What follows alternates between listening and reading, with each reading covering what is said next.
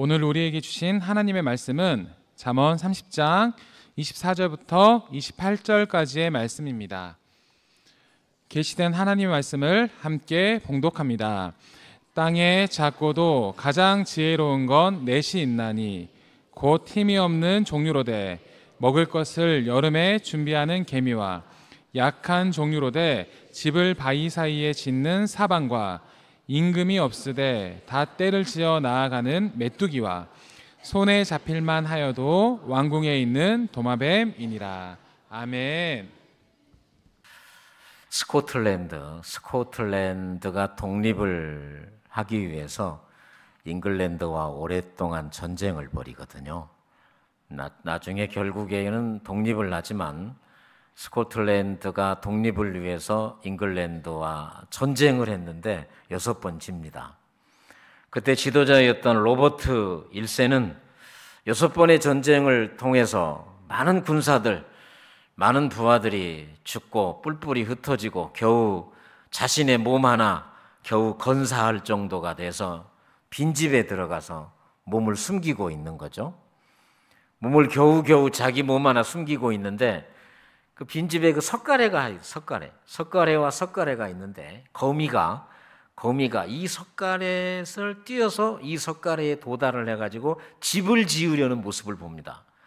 근데 이 석가래와 이 석가래 공간이 있기 때문에 처음에 폴짝 뛰었는데 이 거미가 그대로 그냥 땅에 떨어지는 거죠.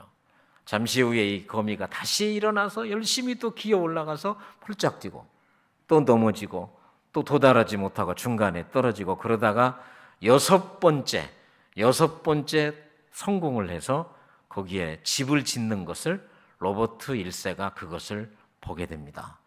그리고 용기를 얻는 거예요. 이렇게 작은 거미도 자기 집 하나 만들려고 1번, 2번, 3번, 4번, 5번 실패하고 6번째 성공하고 집을 짓는 걸 보면서 다시 힘을 얻어 흩어진 백성들과 병사들을 모아서 잉글랜드와의 전쟁에서 승리해서 독립을 이룬, 그래서 스코틀랜드의 해방자이며 불세출의 영웅이 된 로버트 1세의 이야기거든요. 참 하나님은 우리들에게 그냥 지나갈 수 있는 참 보잘것없는 그 하나를 통해서 우리를 가르치고 우리를 깨우쳐 주시고 우리에게 힘을 주시는 걸 볼 수가 있습니다. 오늘 우리가 읽은 말씀은 오늘 시작 말씀처럼 땅에는 작은 게 있다는 거예요. 보잘것없는 게 있다는 거예요. 무시받아도 괜찮은, 무시해도 괜찮은 것처럼 보이는 것들이 있는데 그 작은 것이 지혜가 있다. 그러면서 4가지를 말해요. 4가지를 말하는데 개미이고 두 번째가 사반. 이 사반은 토끼라고 그러기도 하고 바위너구리라고도 합니다. 개미, 사반, 메뚜기, 도마뱀. 참 여러분 미물이잖아요. 우리가 별로 관심조차 갖지 않는 이 자그마한 것들을 통해서 하나님이 우리에게 지혜를 주세요. 자, 오늘 이 4가지 가운데 2가지를 통해서 하나님께서 우리에게 주시는 소중한 지혜를 받아보려고 합니다. 사람을 통해서 하나님이 말씀하시고 큰 사람, 작은 사람, 그런 사람을 통해서도 말씀하지만 아주 작은, 무시해도 괜찮은, 무시받아도 당연한 것처럼 보이는 이 자그마한 개미나 바위너구리나 메뚜기나 도마뱀을 통해서 우리에게 주시는 하나님의 말씀을 가슴에 품고 하나님 나도 그렇게 살아가게 하여 주시옵소서. 첫 번째 먹을 것을 여름에 예비하는 개미에게 준비하는 지혜를 배웁니다. 시작. 먹을 것을 여름에 준비하는 개미에게 배웁니다. 여러분 왜 개미가 먹을 것을 여름에 준비하는 거예요? 지금은 우리가 농사 하우스 재배가 발달돼서 사시사철 그 해에만 그 계절에만 나오는 건 없어요. 사시사철 먹고 마실 수 있어요. 그런데 개미는 왜 먹을 것을 여름에 준비하냐? 약하니까. 힘이 없고 약하니까. 자, 잠언 30장 24절 25절을 같이 읽습니다. 땅에 작고도 가장 지혜로운 것 넷이 있나니 곧 힘이 없는 종류로 돼 먹을 것을 여름에 준비하는 개미와 같이. 개미는 어떤 존재입니까? 힘이 없어요. 힘이 없어요. 힘이 없어서 준비해야 돼요. 여러분, 약하고 힘이 없는 사람은 돈도 모을 때 모아놔야 돼요.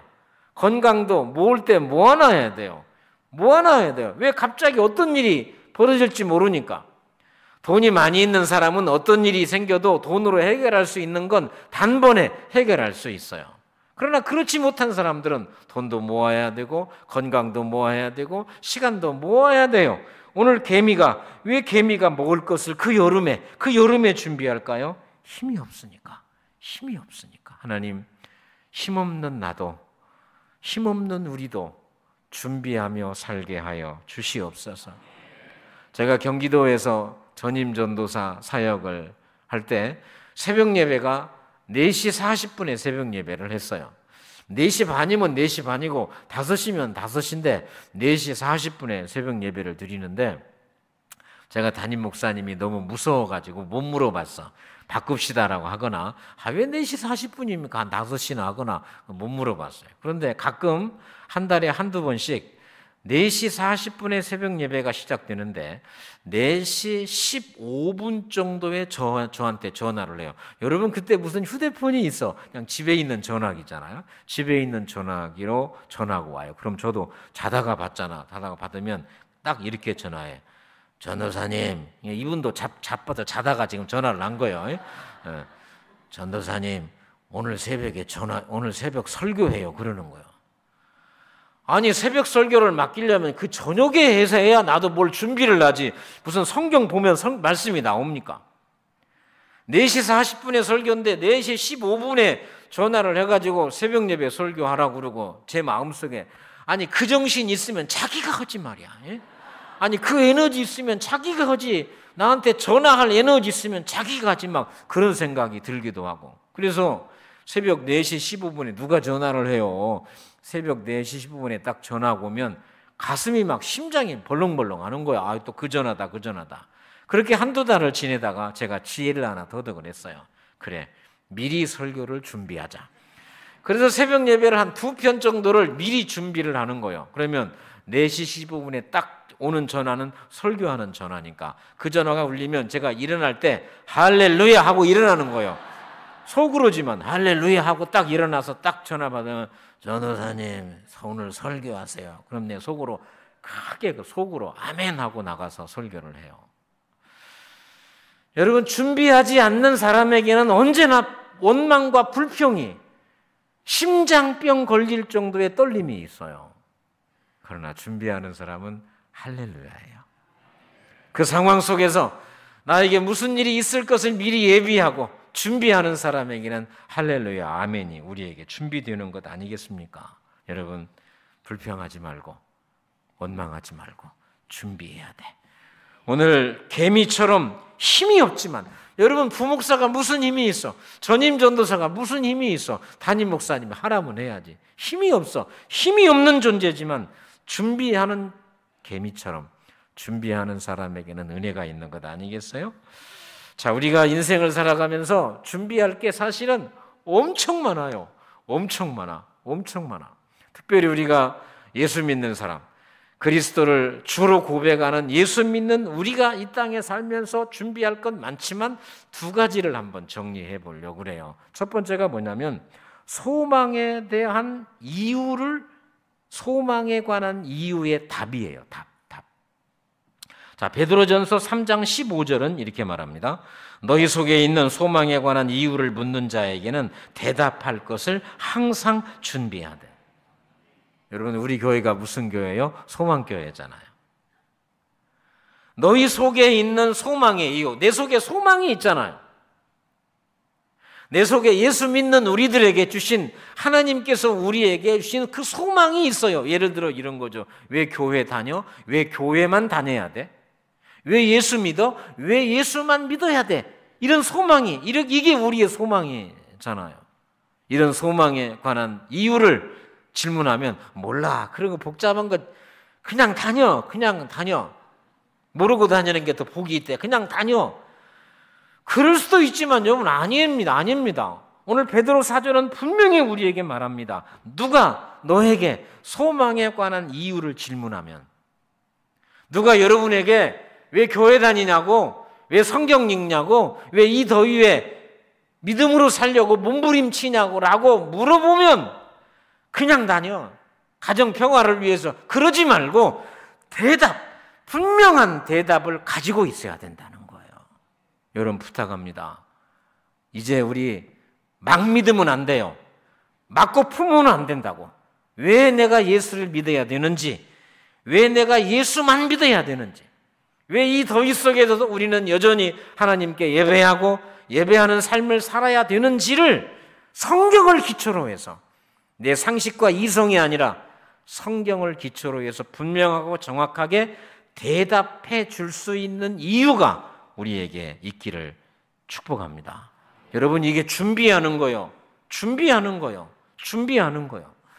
중국의 지도자 가운데 죽을래가 아니라 주울레라는 지도자가 있어요. 돌아가셨죠. 아주 유명한 지도자입니다. 중국의 지도자이다 보니 국내에서 자신을 만나려고 하는 사람, 또 내가 만나야 할 사람, 해외에서 자신을 만나러 오는 사람, 또 내가 가서 만나야 될 사람들이 얼마나 많겠어요. 그런데 이 주울레는 만나면 대부분이 만찬을 하잖아요. 우리가 커피숍에 가면 커피를 마시고 식당에 가면 밥을 먹는 것처럼 정상들, 또 중요한 사람들을 만나면 차를 마시거나 식사를 만찬을 한다고요. 근데 이 주울레는 만찬에 가기 전에 언제나 국수 한 그릇을 먹고 간 거예요. 지금 만찬장에 있는 그 음식이 국수만 못할까요? 국수가 제일 맛있어서 그럴까요? 이분이 주울레가 만찬장에 가기 전에 국수를 먹는 이유는 사실은 여러분, 만찬장에 가는 이유, 밥 먹으러 가는 거요? 선보러 가는 남자 여자가 밥 먹으러 가는 거요? 주 목적이 그게 아니잖아요. 혹여라도 내가 배고파서 내 앞에 나와 있는 이 맛있는 만찬의 마음을 빼앗겨서 오늘 내가 이루어야 할 목적을 이루지 못하는 일이 없게 하려고 주울레는 중요한 사람을 만나기 전에 뭘 먹었다? 국수를 먹었다. 국수가 중요한 게 아니라 배를 채우고 가서 자신의 목적을 이루기 위한 준비라고 할 수가 있는 거예요. 여러분, 준비는 이렇게 중요한 거예요. 특별히 우리들에게는. 왜 예수 믿어요? 왜 항상 감사해요? 왜 그럼에도 불구하고 웃고 살아요? 그거에 대한, 그 소망에 대한 이유를 분명하게 답할 수 있는 믿음의 준비자들이 되기를 축복합니다. 또 하나 우리가 준비해야 될 게 뭐냐면, 다시 오실 주님을 준비하며 기다려야 돼요. 예수님은, 하나님의 아들 예수 그리스도는 하늘 보좌 버리시고 이 땅에 오셨어요.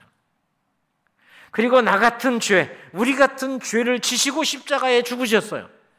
그리고 말씀하신 대로, 약속하신 대로 3일 만에 다시 부활하셨고, 약속하시고 말씀하신 대로 하늘에 오르셨어요. 그리고 말씀하셨습니다. 다시 오겠다고.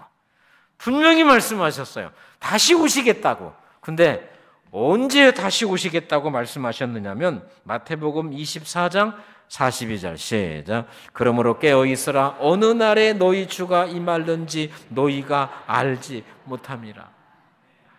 제일 중요한 게 언제잖아요. 자, 만납시다. 언제가 얼마나 중요해요. 근데 주님은 분명하고 정확하게 여러 번 다시 오시겠다고 말씀하셨지만, 어디로 오시겠다? 언제 오시겠다라고는 말씀을 안 하셨어요. 그러면서 하시는 말씀, 깨어있으라. 깨어있으라는 건 뭡니까? 준비하라는 거예요. 여러분, 내 죄를 위해 십자가에 죽으시고 다시 사시고 부활하신 그분은 반드시 오십니다. 그래서 우리는 그분에게 잠자는 모습을 보여서는 안 된다는 말씀. 또 하나, 기름의 등불이 떨어져서 허둥지둥 오셨는데 등불, 기름 사러 주유소 가는 일이 없도록 하라고, 깨어있으라고 우리에게 말씀하거든요. 경기도 광명 계명교회를 섬기시는 박태양 목사님께서 눈먼 기독교라는 책에 이런 이야기를 하셔요. 이분이 전도사 시절에 자기 교회의 여러 사역 가운데 외국인 근로자들을 섬기는 일을 담당으로 하셨어요. 교회 사역 가운데, 여러 사역 가운데 외국인 근로자들을 섬기는 일을 담당을 하셨는데, 어느 날 자기 교회 다니는 인도에서 오신 분이 전도사님, 우리 가족 중에 한 사람이 오늘 인도에서 인천공항을 통해서 우리나라로 들어옵니다. 가셔서 픽업을 좀 모시고 오길 바랍니다. 그런 부탁을 받았어요. 그런데 전도사님이 그때 마침 무슨 일이 있어가지고 자기가 갈 수 없어서 다른 사람을 대타로 보낸 거예요. 근데 이분이 가서 한참 후에 전화가 온 거예요. 전도사님. 아무리 기다려도 그 인도에서 온다는 사람이 안 나타나더라는 거예요. 그래서 아무리 기다려도 안 나타났는데 기다리다 보니까 세상에 들어오다가 인천공항 검색대에서 심장마비로 돌아가셨다는 거예요. 여러분, 인도에 있는 사람이 우리나라 올 때 비자를 받아야 되죠. 수많은 사람들의 격려와 그리고 그 물질적 후원을 받아가지고 코리안 드림을 실천하기 위해서 온 거예요. 비자를 받아서 왔는데 우리나라 공항 검색대를 하다 보니까 이 비자가 가짜였던 거예요. 그래서 그것이 가짜였다는 것이 판명이 돼가지고 그 자리에서 입국 거절. 그 소리를 듣고 이분이 심장마비로 그 자리에서 돌아가신 거예요. 그러면서 이분은 그 일을 평생 잊을 수가 없다. 그러면서 박태영 목사님이 그래요. 이런 일들은 심판대 앞에서도 일어날 것이다. 맞아요. 내가 가진 천국 비자가 진짜인 줄 알아서, 내 믿음이 진짜인 줄 알아서 나는 천국 갈 거라고 생각했는데 마지막 날 리젝트, 마지막 날 거절되는 거예요. 내 믿음이 가짜 믿음이었어요. 여러분, 이런 일들이 하나님의 심판대 앞에서 엄청나게 벌어지게 될 것입니다. 그래서 우리는 준비해야 돼요. 그래서 우리는 주님 오셨을 때, 언제 오실지 모르는 그 주님 만날 때 자는 모습, 기름 다 떨어져서 그때야 부랴부랴 주유소에 기름 사러 가는 어리석은 다섯 처녀가 돼서는 안 된다는 것을 말해주고 있는 것 아니겠습니까? 하나님, 먹을 것을 여름에 예비하는 개미에게 준비하는 지혜를 배우는 것처럼 소망의 이유에 대한 준비, 다시 오실 우리 주 예수 그리스도를 맞이할 준비하는 삶을 살게 하여 주시옵소서. 두 번째, 왕궁에 있는 도마뱀에게 피난처는 오직 예수임을 배웁시다. 시작. 왕궁에 있는 도마뱀에게 피난처는 오직 예수임을 배웁니다. 아멘. 자, 잠언 30장 28절을 같이 읽겠습니다. 손에 잡힐만 하여도 왕궁에 있는 도마뱀이니라. 개미는 힘이 없다고 그랬어요. 이 도마뱀은 어떤 존재로 나오냐면 손에 잡힐만 하다. 우리 주변에 우리는 도마뱀을 쉽게 볼 수는 없습니다. 왜 그러냐면 사람 눈에 띄면 잡혀 죽고 튀김으로 죽을 수밖에 없기 때문에 도마뱀도 알아요. 사람의 눈에 띄면 목숨이 위험하다. 그래서 도마뱀은 들이나 수풀 속에 삽니다. 그런데 오늘 이 작은 도마뱀, 사람에게 잡힐 만큼 연약하고 부족한 도마뱀이 세상에 어디 살아요? 도마뱀 주제의 왕궁에 살아.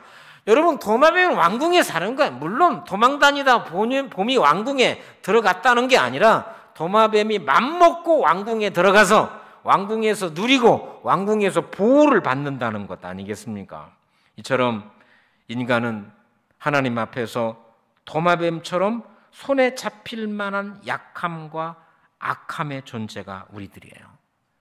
그래서 우리는 자그마한 걱정에 넘어지고 자빠져요. 제가 늘 말하는 것처럼 여러분, 우리 인생은 지뢰찾기예요. 지뢰찾기. 우리 옛날 그 게임 가운데 지뢰 터지는 거예요. 딱 누르면 지뢰면 펑 터지고 아니면 이게 넘어가는 게 있어요. 우리 인생의 지뢰가 누구에게 언제 숨어 있어서 터질지는 아무도 몰라요. 아침에 터질지, 저녁에 터질지, 직장에서 터질지, 세상의 교회에서 터질지 아무도 모르는 거예요.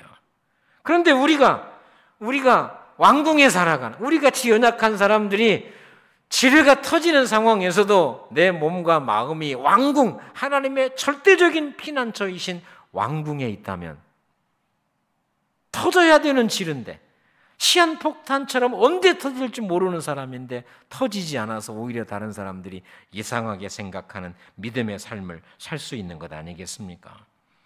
우리의 몸과 마음이 도마뱀처럼 손에 잡히는 만한 것처럼 약하지만 내가 하나님 나라, 이 왕궁, 하나님 나라의 소망을 두고 살아가는 사람들은 같이 살아도 다르게 말해요. 여러분, 같이 사는데 다르게 말해요. 같은 상황 속에서도 생각이 다르고 행동이 다르고 살아가는 게 달라요. 이게 왕궁에 살아가는 천국의 시민권을 가진 우리들의 삶이라고 할 수 있지 않겠습니까? 대표적인 말씀이 시편 23편입니다. 시편 23편 1절과 2절. 여호와는 나의 목자시니 내게 부족함이 없으리로다. 그가 나를 푸른 풀밭에 누이시며 쉴 만한 물가로 인도하시는도다. 여호와는 나의 목자시니 내가 부족함이 없다. 부족함이 없는 우리들이 하는 것 두 가지. 그분은 나를 푸른 풀밭에 누이시고 쉴 만한 물가로 인도하신다. 우리의 목자 되신 하나님이 나를 물가로 인도한다. 맞는 얘기입니다. 그런데 여러분, 풀밭에 누이신다? 우리가 양이잖아요. 양은 풀밭에 눕지 않아요. 여러분, 양은 누워있는 짐승이 아닙니다. 언제나 서서 있는 짐승이에요. 우리가 동물의 왕국을 보면 사자나 호랑이는 막 누워서 뒹굴뒹굴 뒹굴어. 그런데 여러분, 사슴이 뒹굽디까? 사슴은 촥 먹다가도, 물 먹다가도, 왜? 약한 존재이기 때문에.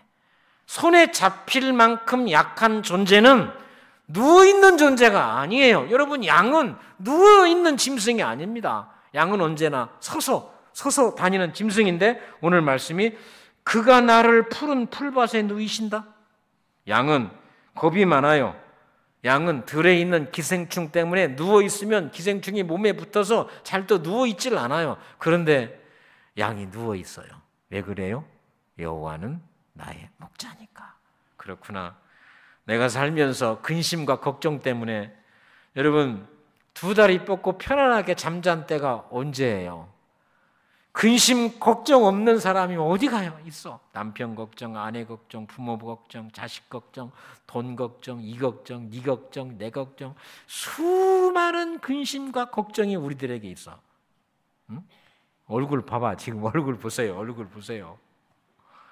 이 수많은 근심과 걱정이 우리에게 있어요. 그런데 여호와가 나의 목자이심이 믿어지면, 여호와가 나의 목자이심을 확실하고 분명하게 믿으면 누울 수 없는 양이 누워요.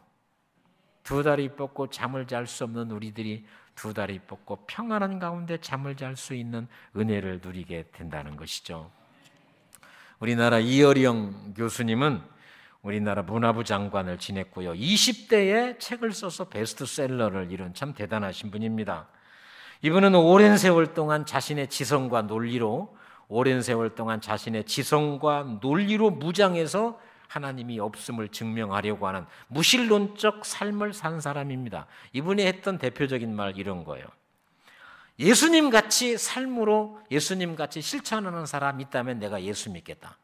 예수님같이 하나님의 사랑을 실천하는 교회가 있다면 내가 그 교회를 다니겠다. 거짓말이에요. 여러분, 그럴 수가 없는 거예요. 누가 예수님처럼 살아요? 어느 교회가 예수님처럼 사랑을 실천해요? 우리가 흉내를 낼 뿐이지. 우리 안에 있는 예수 그리스도의 은혜로 우리가 예수님의 말씀을 가지고 살아보려고 애쓰고 땀 흘릴 뿐이지, 예수 같은 사람이 누가 있어요? 우리가 십자가 걸어놓고 교회의 머리 되신 예수님처럼 우리 교회가 사랑을 실천하려고 무단히 애를 쓸 뿐이지, 어떻게 사람의 마음에 흡족하게 그래 저 사람은 예수님이야, 예수님 같아, 이 교회는 예수님이 살아계시는 것 같아, 그런 교회가 몇 개나 되겠냐고. 근데 이분이 자신의 지성과 논리로 무장해서 무신론자로 살아갈 때 자기가 예수 안 믿는 이유, 교회 다니지 않는 이유는 예수님 같은 사람이 없고 예수님과 같은 사랑을 실천하는 교회가 없기 때문에 나는 예수도 믿지 않고 교회도 다니지 않는다, 이런 말을 했던 사람이거든요. 그런데 그가 2007년에 자신의 죄를 고백하고 예수님을 주님으로 고백을 하고 세례를 받았어요. 그의 지성과 상식이 무너진 겁니다. 자신을 두껍게 쌓았던 지성과 논리와 상식이 무너지게 된 그 많은 이유 가운데 하나를 이어령 교수는 이렇게 말합니다. 내가 하나님을 깊이 생각하게 된 중요한 이유 가운데 하나는 몸이 아픈 딸이 많이 아팠거든요. 나중에 돌아가시지만 딸이 아픈 딸은 호메로스의 시로도, 김소월의 시로도 위로받지 못했다. 오직 주께 매달려 기도하고 또 기도할 때 딸의 얼굴이 평안해지는 것을 보았다. 호메로스가 얼마나 고대 그리스의 유명한 시인입니까? 아시다시피 일리아스나 또 오디세이 같은 책을 쓴 사람이고 역사상 가장 존경받는 작가 중에 한 사람이 이게 호메로스거든요. 평생 문학을 했던 사람이기 때문에 시적 감각이나 유명한 시나 문장을 가지고 아픈 자기 딸을 위로하고 싶었어요. 격려하고 싶었어요. 그런데 고백이 뭐예요? 그 어떤 것으로도 나의 사랑하는 딸은, 고통 중에, 질병의 고통 중에 있는 사랑하는 딸은 그 어떤 사람의 위대한 시나 문장으로도 위로받지 못했는데, 교회만 갔다 오면, 예배만 드리면, 하나님의 말씀을 읽고 나면 사랑하는 딸은 희망과 용기와 얼굴의 평안을 누렸다. 아멘. 이런 경우를 시편 5편 11절은 이렇게 말합니다. 주께 피하는 사람은 다 기뻐하며 즐거워하리이다. 우리의 기쁨과 즐거움은 유명한 사람의 시에 있는 것이 아니라 누구에게 있다고요? 주님께 있는 거예요. 시편 73편 23절 28절은 또 이렇게 말합니다. 하나님께 가까이 함이 내게 복이라. 여러분, 하나님을 가까이 하는 것이 내게 복이다. 시편 144편 15절 여호와를 자기 하나님으로 삼는 백성은 복이 있어요.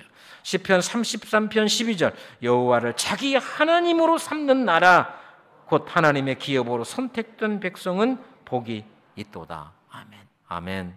아멘. 아멘. 누가 복 있는 사람입니까? 누가 복 있는 사람입니까? 피난처, 내가 피난처, 나의 피할 바위는 우리 하나님밖에 없음을 믿고 그 아주 작은 손에 잡힐만 하여도 왕궁으로 도망가는 도마뱀 같은 이런 믿음을 가진 사람, 세상에 살면서 사람의 손에 잡힐 만한 것처럼 곧 넘어질 것처럼 보이지만 왕궁에 숨어서 천국의 백성이 되어 하늘의 시민권을 가지고 있기 때문에 넘어질 것 같은데 넘어질 때가 됐는데 넘어지지 않고 찬양하고 감사하는 그런 사람이 우리들이라고 할 수 있는 것 아니겠습니까? 사랑하는 성도 여러분, 하나님은 우리들에게 사람을 통해서 말씀하세요.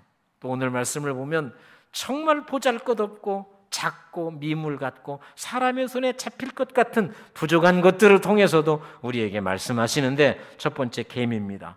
개미를 통해서 준비하는 거예요. 왜 개미가 먹을 것을 여름에 준비해요? 힘이 없으니까. 교만한 사람은 하나님이 어디 있다라고 말하지만 연약한 사람들은, 자신의 주의를 깨달은 사람들은 연약함을 알기 때문에 다시 오실 주님을 기다리고 소망의 이유를 준비하는 사람으로 살지 않겠습니까? 도마뱀 주제에 들이나 풀 속에 살아야 할 도마뱀 주제에 어디에 산다고요? 왕궁에 살아요. 손에 잡힐 만한 것처럼 부족한 우리들이 말에 넘어지고 상황에 넘어지고 자빠져 낙심과 절망과 불평하며 살아갈 수밖에 없는 우리들이 천국을 소유하는 하늘의 시민권을 가진 사람이 되면 기쁨과 감사와 은혜를 누리며 산다는 것 아니겠습니까? 오늘 개미에게서, 도마뱀에게서 소중한 교훈을 배워서 준비하는 사람, 하나님 은혜로 피난처는 오직 예수임을 고백하고 그 품 안에 피해서 은혜로 사십시오. 강건하게 사십시오. 감사하며 사십시오. 기도하겠습니다. 하나님 아버지, 감사합니다. 작고도 가장 지혜로운 것, 개미에게서 준비하는 지혜를 배웁니다. 도마뱀에게서 우리의 피난처는 오직 예수뿐임을 배웁니다. 하나님, 우리들에게 믿음 주시고 은혜 주셔서 오직 예수, 다시 오실 예수를 기다리며 살아가는 주의 백성들로 살게 하옵소서. 예수님 이름으로 기도합니다.